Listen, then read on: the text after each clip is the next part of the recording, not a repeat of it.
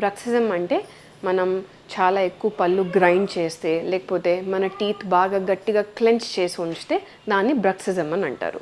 So generally bruxism అనేది ఎందుకు వస్తుంది అని అంటే దాన్ని నైట్ గ్రైండింగ్ అని కూడా అంటారు.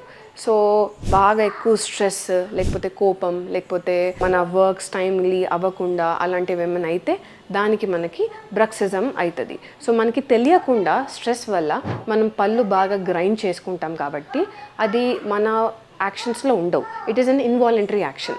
So it's not under our control and majority of the times మనము రాత్రి ఇది ఫోకస్ చేస్తాము. సో మన పార్ట్నర్స్ అన్నా లేకపోతే ఎవరైనా వాళ్ళు నోటీస్ చేస్తారు. సో సౌండ్స్ వస్తూ ఉంటాయి అన్నమాట, తెలియకుండా మనం పళ్ళు గ్రైండ్ చేసుకుంటూ ఉంటాము. సో దానివల్ల పళ్ళు అరిగిపోతాయి అండ్ అరిగిపోవడం వల్ల సెన్సిటివిటీ అనేది వస్తుంది.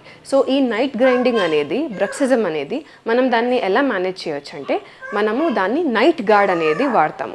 అదొక ట్రాన్స్పరెంట్ మెటీరియల్లో ఉంటుంది, అక్రిలిక్ మెటీరియల్లో చాలా సాఫ్ట్గా ఉంటుంది.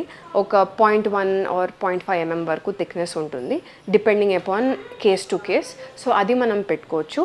దాంతో ఏమవుతుందంటే పైన పళ్ళు కింద పళ్ళు రెండు సెపరేట్ అయి ఉంటాయి. పైన జా కింద జా సెపరేట్ అయ్యి ఉంటే సో నైట్ మనం పడుకుంటే అది గ్రైండ్ అవ్వకుండా పళ్ళని కాపాడుతుంది. దాన్ని నైట్ గార్డ్ అంటారు ఫర్ బ్రక్సిజం.